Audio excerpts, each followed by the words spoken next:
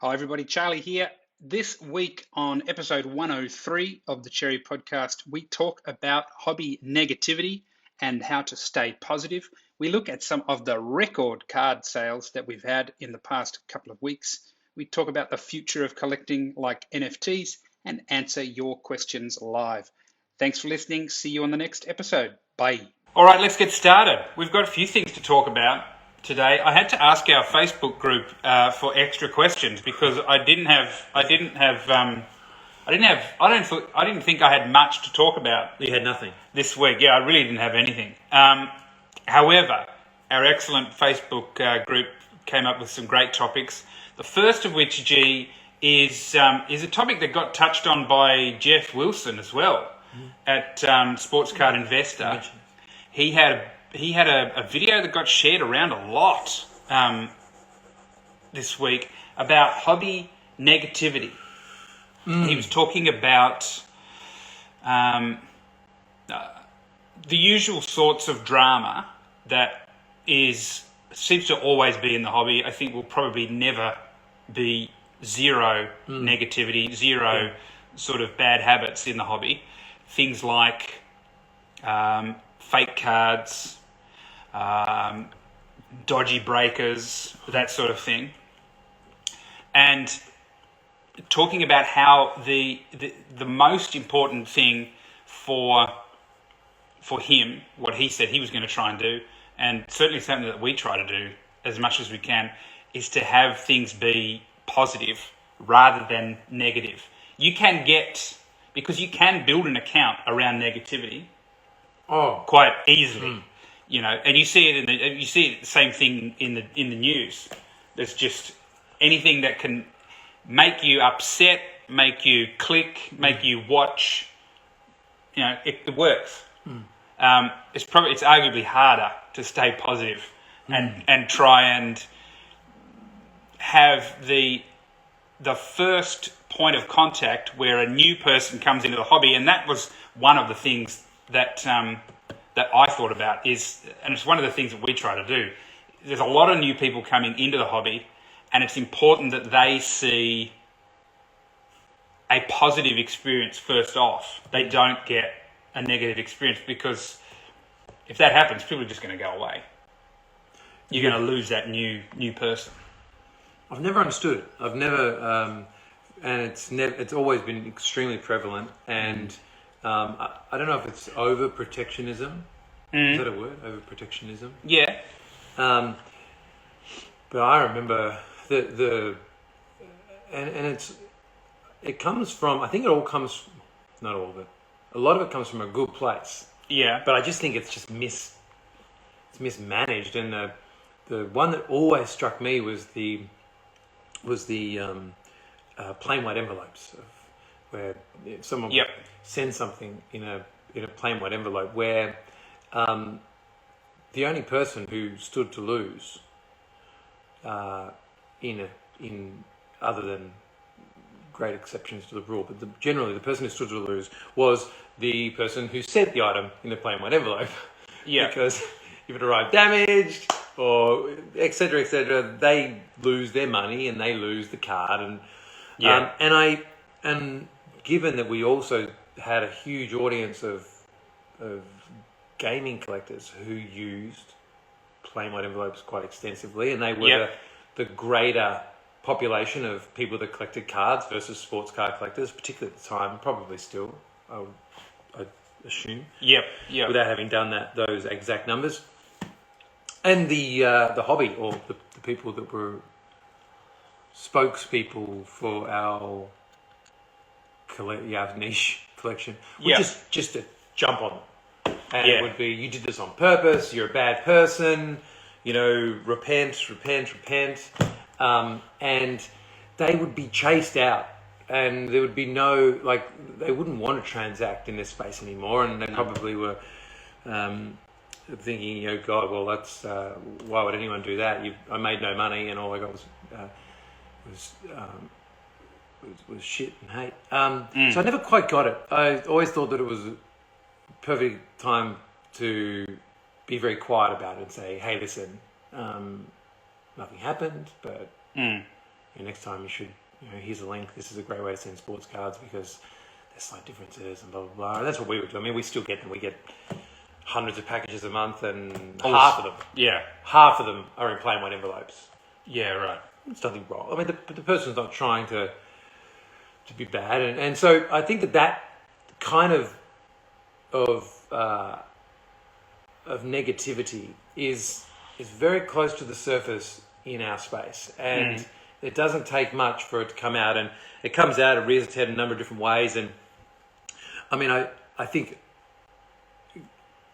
we aren't a group, as a business, we're not people that take money in partnerships from anyone.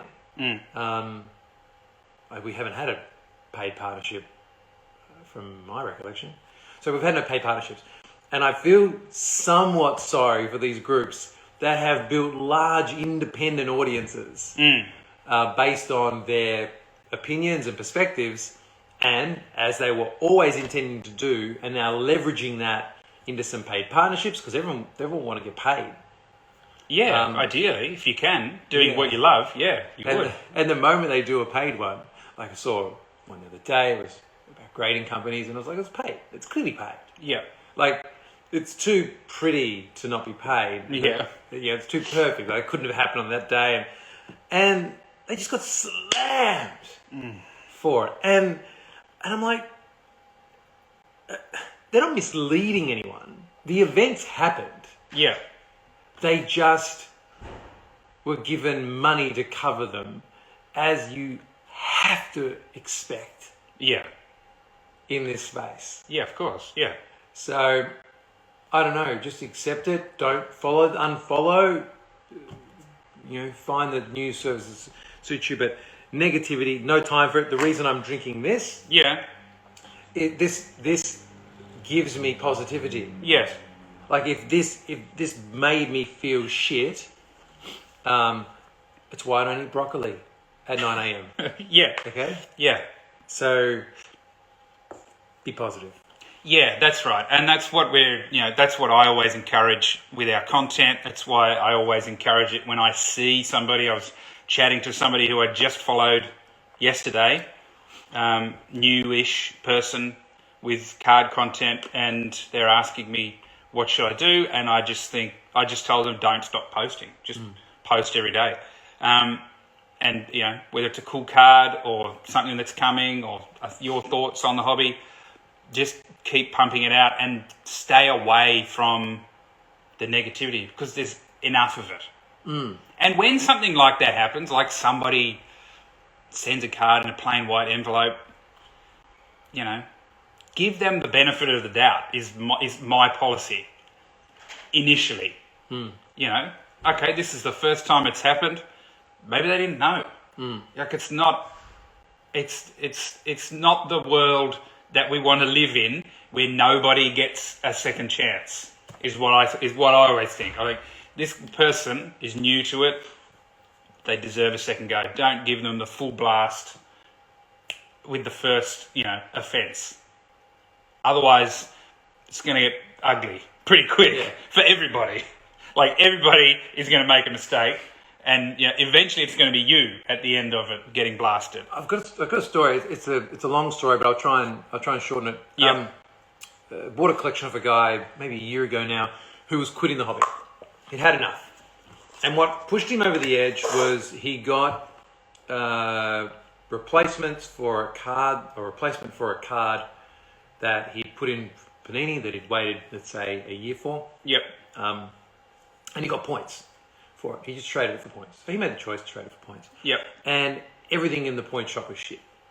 According to him, he didn't like it. Now, we've traded heaps of cards like that, and I've personally never had a massive problem with it. I think it's a good fallback for bad cards, and I think that you can eliminate 50% of your redemptions that way. And I've traded them for packets, white sparkle packs, all that sort of stuff that have gone up considerably in price, and I've been happy with the result. Yeah. Anyway, he was quitting the hobby, and in his collection there was this card, and it was a card from another company, a very old card, like early 2000s, And it was a very pretty card, but it was worth nothing. It was worth nothing then. I said, wow, it's an amazing card. Did you pull it yourself? And he said, long story. I got a redemption or a prize card in that product. And when I claimed it, I was told by the company that because it didn't, the competition wasn't available to people outside of the US, and he's based in Australia, that he wasn't eligible. And so it was like a $10,000 prize or a $20,000 prize card or something, I don't know. Yeah. Amazing. Yep. And imagine what a $10,000 card was back then. It would have been like Jordan's DNA. Yeah. Like a vial of Jordan's. It would have to have been. Yeah, this is sweat that was collected from him, like at a poker table after an NBA Finals match. Like. So anyway, you don't get it, mate. He's like, well, I would have just got one of my friends in the US to claim it if I knew that. And they're like, sorry, listen, we'll send you a card as a consolation. Yep. And this card he got couldn't have been worth, at the time, couldn't be worth more than like $50. Yeah. It was a terrible card. Beautiful, but terrible. Yeah. And I was like, wow, okay, well, and so the straw that broke the camel's back was, in comparison, quite a fair system. Listen, the guy hasn't done his job, he hasn't signed the card or whatever, and we could go, we don't want you to wait any longer, so there's this option for you, and I'm going to accept your option, but then I don't really like what I get at it. Hobby's dead to me. Yep. And it made me think, that ability for instant gratification, for instant customer service that we've come to expect from the Amazon era, from the Google era, from the internet, obviously. Back when it was just, a letter that probably took like 4 weeks to come back around. Yeah. That was hand signed. That was like, geez, I'm getting fucked here. Yeah. But like, I'm still going to collect though. Yeah. I still enjoy it. Yeah. I think that with that great accessibility to customer service or anything, there comes sort of I'm going to have an opinion immediately. That opinion's going to be amplified because I'm so built up with whatever that emotion is right now. Yeah. And I think that people perhaps say and do things that don't necessarily reflect them either. Which is, one of the reasons why I've always been taught to write an email and then keep it in drafts for if you're upset anyway. Keep it in drafts for a day and then rewrite. Then come back to it. Anyway, just a shit story from an old man. Well, moving from negativity to some positivity, G. We've had some big sales recently. Some at Golden, some at PWCC as well. I think we had the largest ever sale of a Zion card at, I wrote it down, $594,000 for NT RPA. Yeah, graded. One of them. Beautiful. As well as the jar.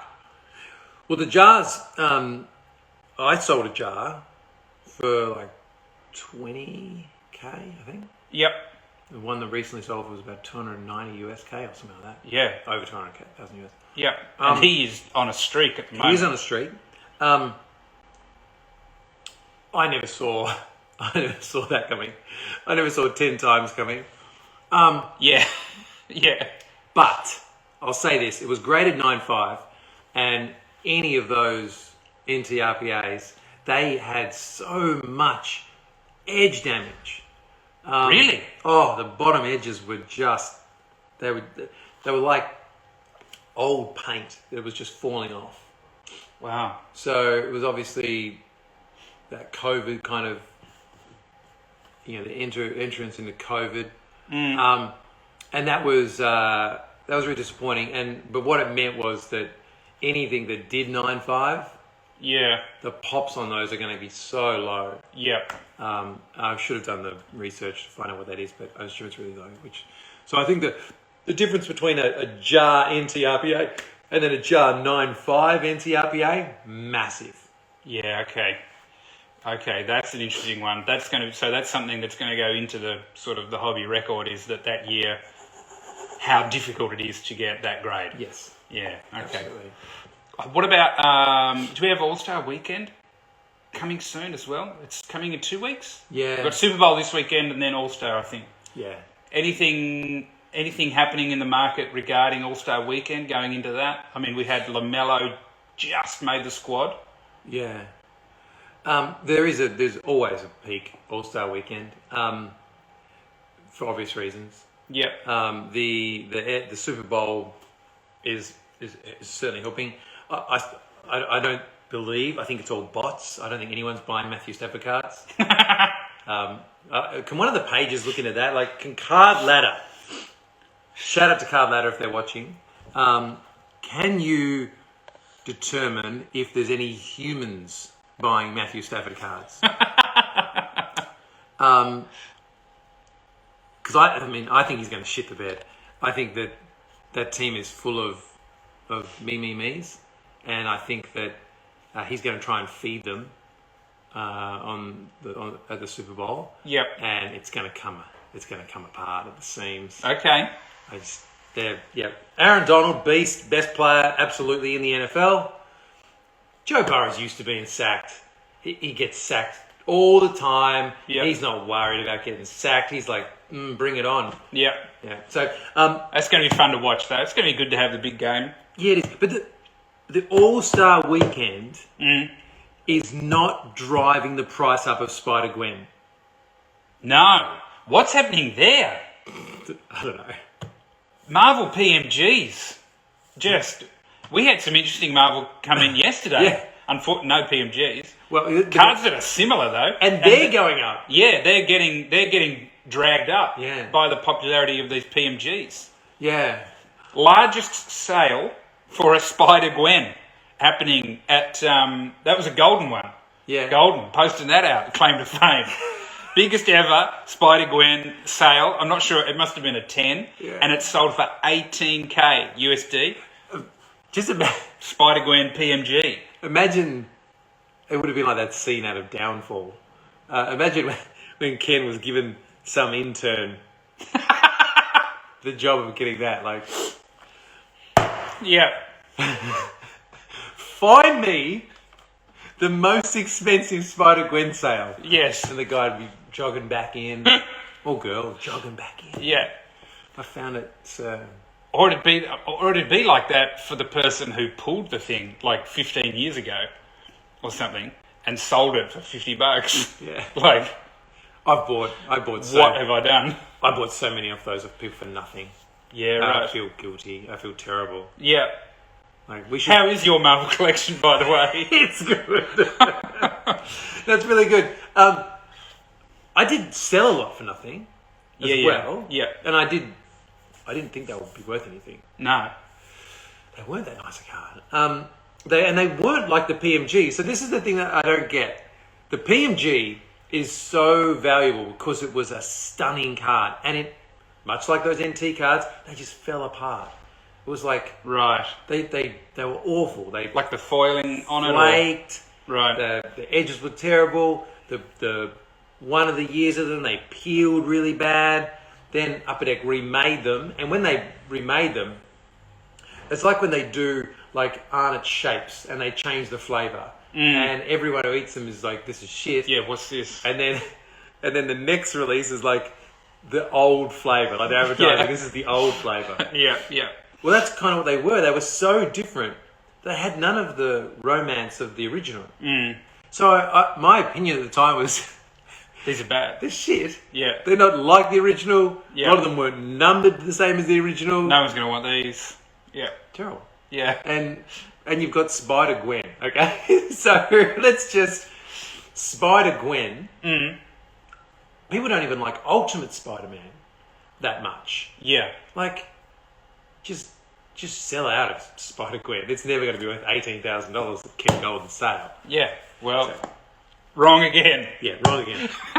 However, it would be remiss of me not to mention that I have one of only 3 possible sets of the Marvel X-Men Metal purely periodic set. Oh, you completed it? Yeah, it's full. Yep. Yeah, I haven't got it in hand yet. Okay, And then it's it'll on be the way. off to PSA because my friend Jamie Kiskis runs the set registry there. Yes. Did you speak with Jamie? Yeah. Yeah, he's fantastic, and he's told me all about the set registry thing. Yeah. And so now I'm going to be You're the gonna- guy.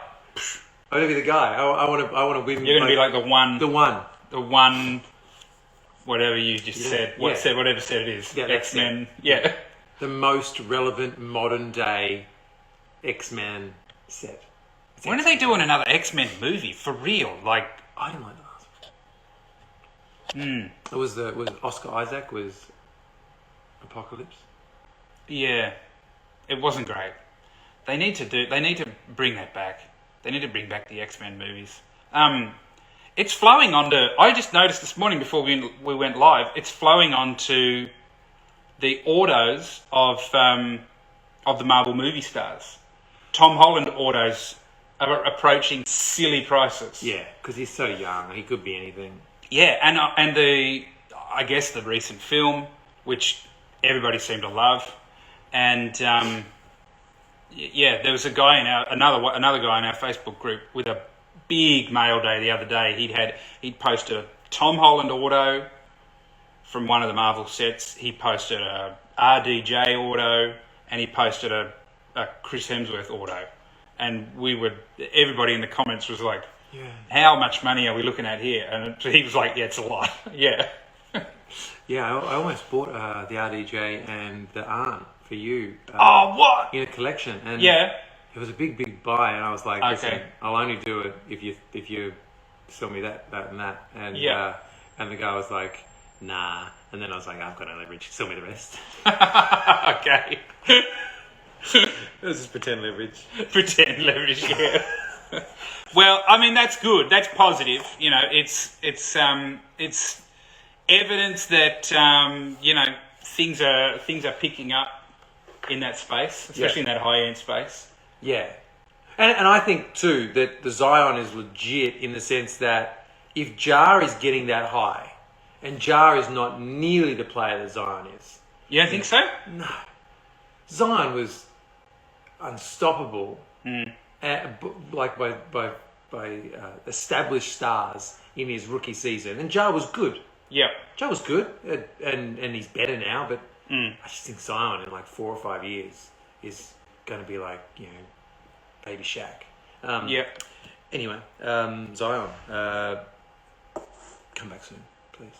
Yeah, definitely. Next question from our Facebook group was around NFTs. And we've talked about it before, Yeah. but let's talk about it again because it's not going away. Yep. So it is clear, NFTs are clearly a thing, is Yep. my position. Yep. And they are going to become more of a thing. Whether it's NFT card, e-packs, like you're addicted to, slightly. Or that's true. Or the NFT, original content sets like the apes, that sort of stuff. My thought on it though is that it is like the internet in the 90s, in that everybody is just chucking stuff out there, and how many websites do we talk about still from the 90s? This is like Google, and there's probably a couple of others that are still relevant, and all the other ones that we used to go to, they're not here anymore. So it is sort of be careful about what you're getting into, and is this latest NFT from your favorite athlete, really going to be relevant in 20 years? It'd be like, are you glad that you bought Shaq's NFT, for example? Like, probably not.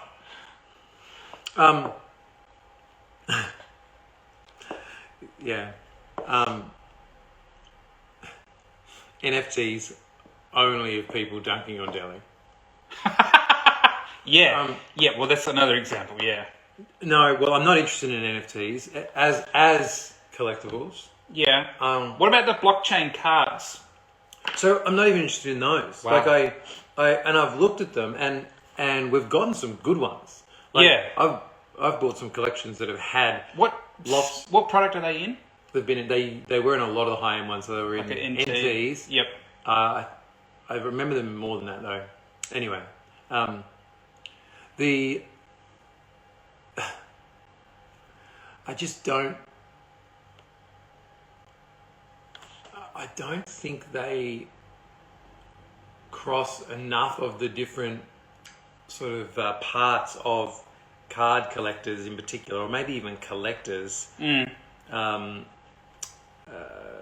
pressure points or what stimulates them to actually be big in that space. I think they could be really interesting as tradable investments, and that might build up, but I don't think that necessarily is a straight crossover with card collectors. I think that there's some area of crossover, but I don't think it is.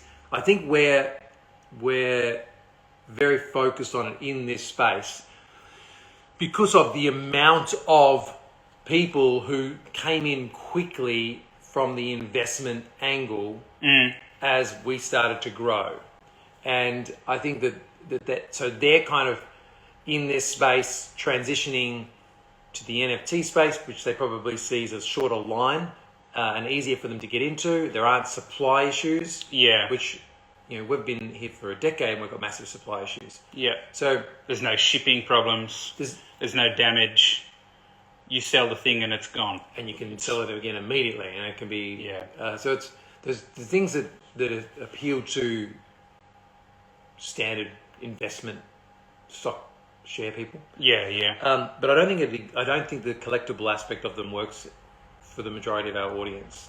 One, because most of the good ones are one-on-ones. Yeah. And even one-on-ones in our space don't work very well. They have a purpose, but people don't try and collect one-on-one sets or anything like that, or they tend to focus on other things that have got short, reasonable pops. So I'm not interested in them. I don't particularly find them easy to play with, to follow. I think they're going to move into their own category very quickly, and one day we'll wake up and there won't be any NFTs or COVID. One day. The thing that I don't get yet, I'm 100% think that they can be a thing, and clearly some of them are. The thing that I don't get yet is how you display and flex. That's what I don't get yet.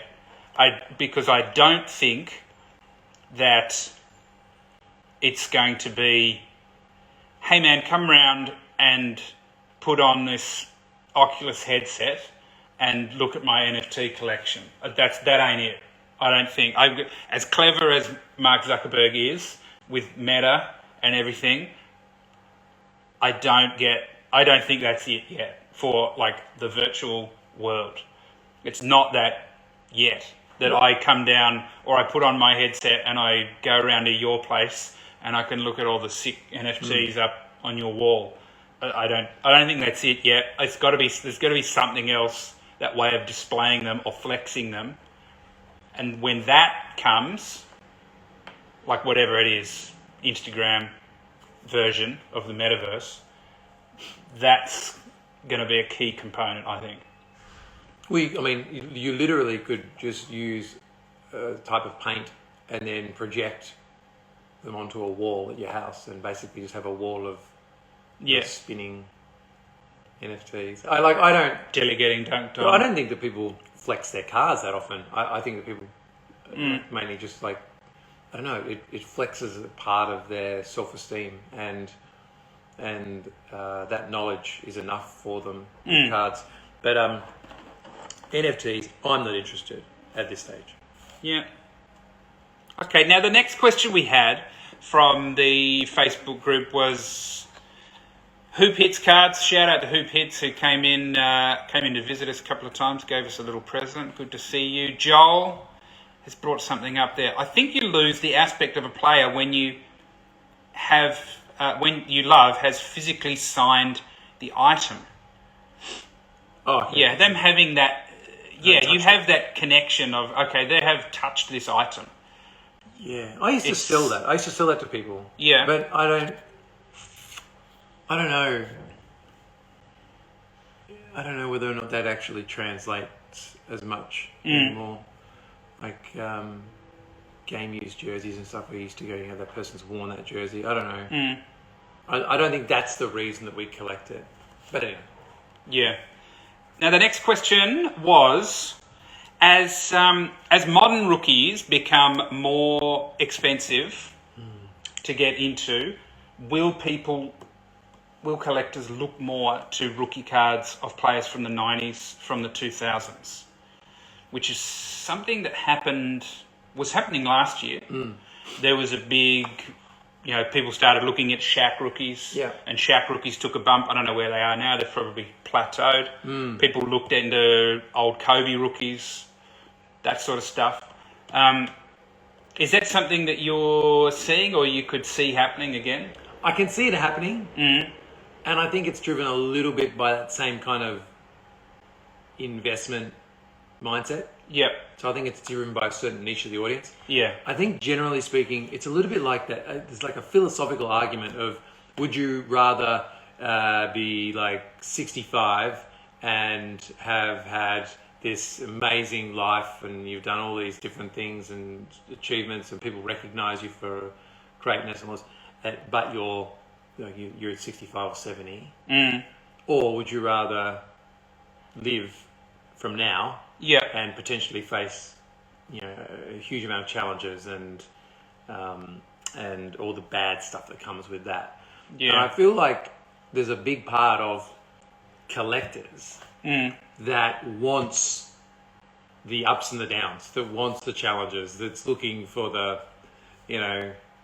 Michael Jordan out for a season with a done leg and comes back and gets beat up by the Pistons and then overcomes that and goes on this huge three-peat.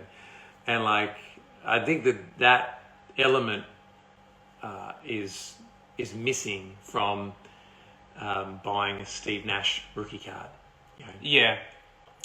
So I think that there's an element that's like, wow, Steve Nash is potentially going to achieve all these great things as a coach, and he was a fantastic player, underrated. And then if I buy his shortest print rookie stuff at some point in time, X, Y, and Z is going to happen. I think there's a bit of that. But then the bigger market are like, well, when the Chargers aren't shit, my Herbert cards are going to go tenfold. Yeah. So I'm going to buy Herberts. Yeah. So I think that's the bigger part. Yeah, that's true. And it's, I don't know, it is something that I think of as, well, sets like is it 82 tops with that beautiful explosion in the corner that comes out, the pictures of the cards of Dr. J, Larry Bird, Magic Johnson. Yeah. That set at the time was probably like, it's just another set. Yeah. But in, now, 30 odd years, it's appreciated a great deal more. So I can see people collecting some of those 90 sets with iconic designs and thinking, in another 10, 15 years, people are going to appreciate this more. The one I think people should appreciate more, do you remember the Topps Black Gold? Yes. That was such a cool little ribbon of black and gold foil. Yeah. They weren't hard to get cards, but that set in high grades, I think, would look really like a really good modern set. Yeah, okay. Anyway, there you go. That's a nice little tidbit. Now, the next topic we have was about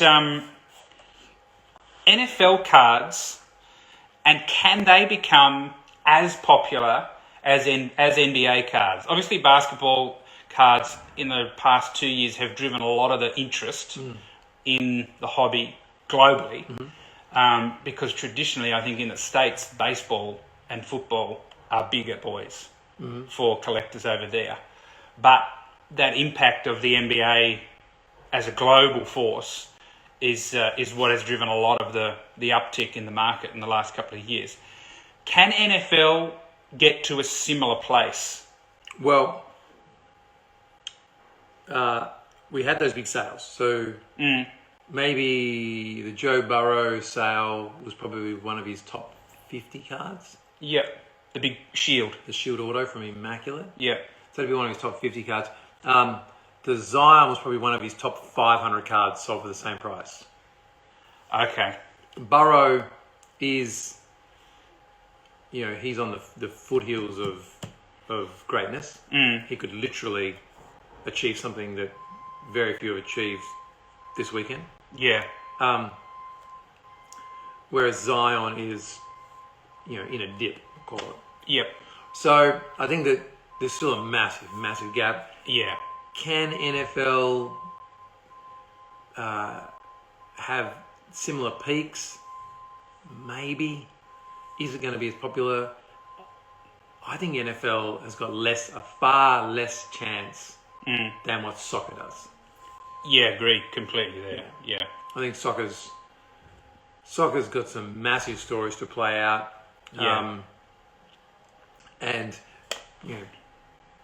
when we were kids, there was Maradona and Pele, and that everyone was sort of speaking about, and some of the great Italian players, and we never saw Ronaldo or Messi coming, and we certainly didn't see Messi coming for a while.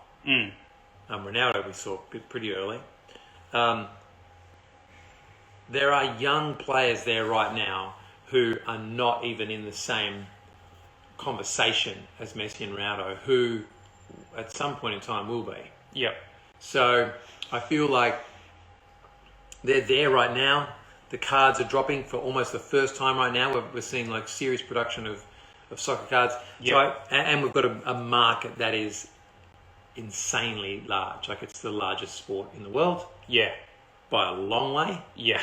Well, cricket's probably close, but cricket, yeah, as in this space by a long way. Yeah, well, that's true. Yeah, as India continues, I mean, India took over from China recently, didn't they? In terms of population. Wow. They're the biggest country now. They're going to overtake China. Why is the cricket team not that good? Yeah, I don't know. They've got a large selection of people to choose from. Anyway, yeah, cricket. That's the dark horse. That's on the outside. Yeah. But in terms of cards, if somebody cracks that market, they're gonna make a lot of money. Yeah, but I think popularity is potentially a bit different. Yeah. I think NFL cards are as popular. Like, if you ask me, I prefer NFL as a sport. Yeah. I prefer NFL cards as a card. Yes, beautiful cards. Yeah. Absolutely. And I think I liken it a little bit to like cinema, in the sense that there's no better actor than Daniel Day-Lewis. There Will Be Blood, one of the best films ever, but he's never going to be the guy if you want to make Jurassic Park 7 or Fast and the Furious 4. Yes. You're on the phone to The Rock. Yep. As soon as he's finished talking with Rogan. But once he's finished, hey Rock, how you doing? Yeah. And he's your popular guy. So are the soccer or NFL going to become... No, they're not. They're always going to be Daniel Day-Lewis, I think. Yeah, okay. Yeah, good point. Comments from a couple of people here. Clutch Cards Oz. Is part of the problem with NFL that viewers can't connect with most of the players because they're all helmeted up, whereas NBA soccer players are easily recognisable? That might be part of it. Maybe. Sometimes I do feel that when they're always got helmets on their cards. And whenever I look to use an image of somebody for a piece of content, a blog or an Instagram post, I always try to find it with the helmet off. Yeah. Because I'm like, nobody can see who that is. Yeah. In the picture. That might be cut. That's not a bad point. That's a good point. I think that one of the funniest things with NFL cards is if the guy is running on the NFL card, you know this shit. They've got to have the ball. in their hand. You want them to be like that. Yeah. If they're not like that, you want them to be like that. Yeah. If they're running, it is over. Don't even bother looking on eBay. Like, it's not worth it. Joel makes a comment as well. I think the NFL has a much bigger discrepancy between the handful of top QBs versus the rest of the league. No one in Australia is going to be collecting safeties or cornerbacks. Yeah, that's to your point. To your point there, G. Curling cards. Yeah, is anybody watching the frickin' Winter Olympics? No. I am not. Is anybody? The Olympics are done, aren't they? Like all Olympics. I'm over it. And hoop hits. I think the amount of NFL players is another issue. Each team has 5,000 players. Yeah, that's true. Yeah, there's a lot of people on the teams. I don't know. I do like the game. I enjoy watching the game. And part of that, it's that global marketing push that the NBA has done over the decades that makes them the number one. I think they've done it for since the 90s essentially. They've pushed the brand out there. They've pushed out the superstar players out there, and it's just way more widely recognised. But a good question. Now, what's the last point that you've got for me here? Oh, I just mentioned that finally the second product of the 21-22 NBA class drops next week. Because we've just had hoops to bust so far, and it's getting a little bit desperate. Blake says that everyone needs new products. Yeah. And that comes out next week. And it's got lenticular cards for the first time in a long time. Okay. It's got on-card autographs. Yes. Which the pen pal set's really nice with the NFL. And it's got the die cut of the rookie, so you can get the variants that are die cut, which people don't generally like die cuts. But I think that as we move into this sort of low pop era, the concept of cards that have got those die cuts and potentially don't grade as well, I think is going to be more recognised as something that potentially adds value rather than detracts from it. And of course, one of the most famous Tom Brady rookies is the Donruss Elite die cut. Yeah. So hopefully they do some retro version of that. Well, that's exciting. New basketball cards to get excited about out next week.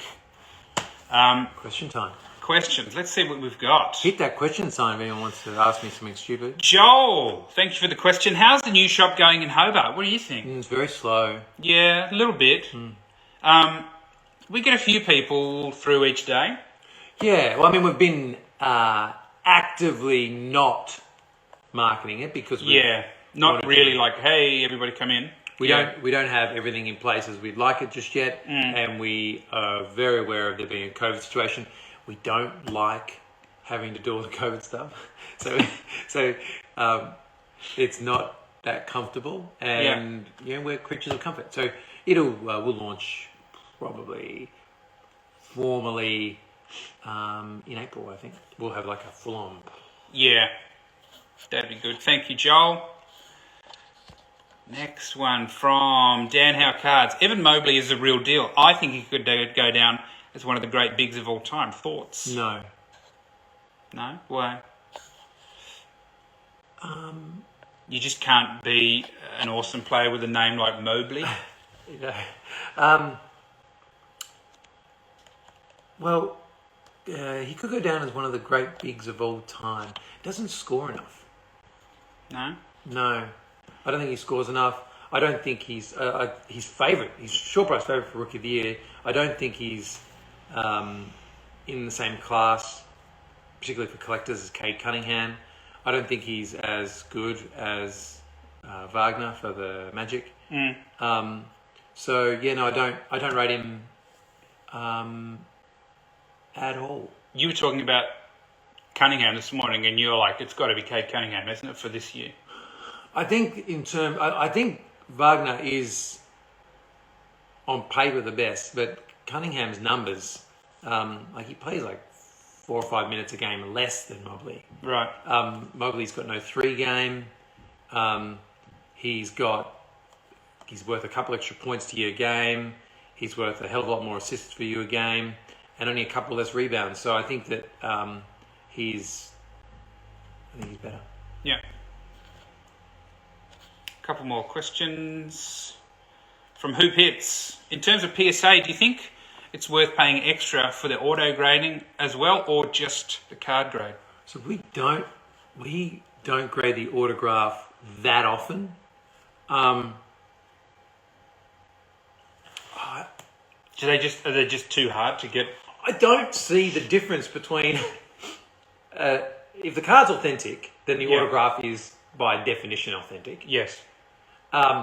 If someone wanted to we're talking like in 20 years' time, someone to make sure that it hadn't been wiped, and then I think even if it's been wiped, I think they actually represented on the card. I think if you try to get an autograph that's been fixed up and you don't even want the autograph graded, I still think that's a detriment to the card.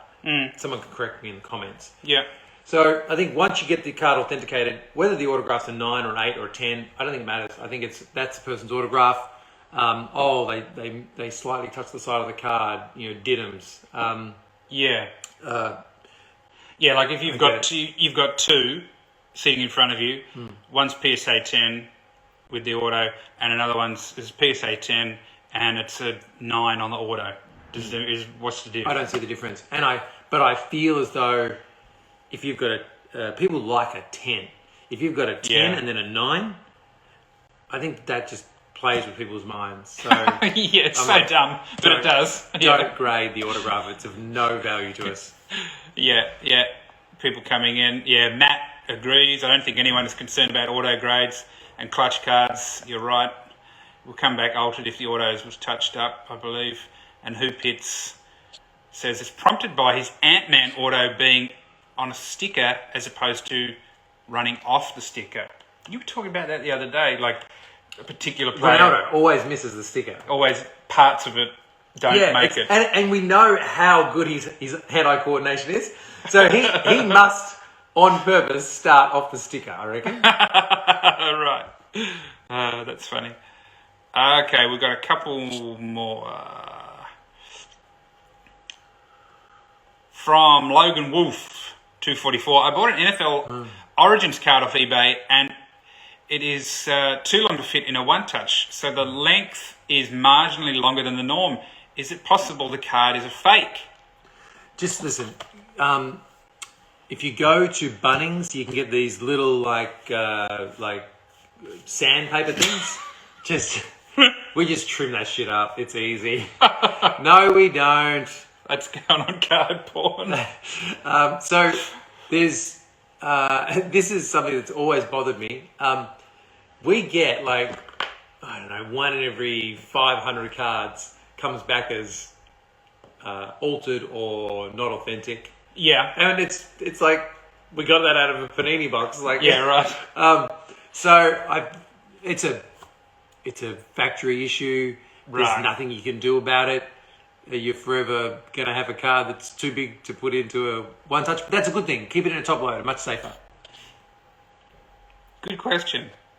Do you guys, from Multiverse Collectibles, do you guys help people do PSA subs or know anyone that does? So, without sort of destroying the debut, there will be PSA subs available through Cherry. Oh, really? Yes, as our new site launches. So we've been testing that for the last 12 months. Okay. Which is a long time to test something. Yeah. But we have finally got confirmation of reasonable volumes that we can submit. Yep. And rates, and they'll be going live on our new site, which hopefully will be in like less than 4 weeks. Fantastic. Well, I think that's it. What a great bunch of questions. Thank you, everybody, for jumping in. Your awesome comments as well. And keep an eye out for Super Bowl sale this weekend. We'll have 25% off NFL singles. Big deals from Dale. I took 20% to him, and he was like, what if we did 25? So he volunteered it. I didn't push for it. So if there's a football card on the site that you've been thinking about getting, you've been looking at it, you've had it in your cart, but you haven't pulled the trigger, this is the weekend to get them. Plus, there'll be some sealed product specials as well. Keep an eye out for that. And no one sent me comments. Yes, I doubled the price of every Josh Allen card with 13 seconds to go in the conference game. Yes, I did. Okay, so 25% off doesn't seem like a good deal on the Josh Allens. Okay, I don't need your fucking DMs. All right. Thank you, everybody. See you next week. Bye. Bye.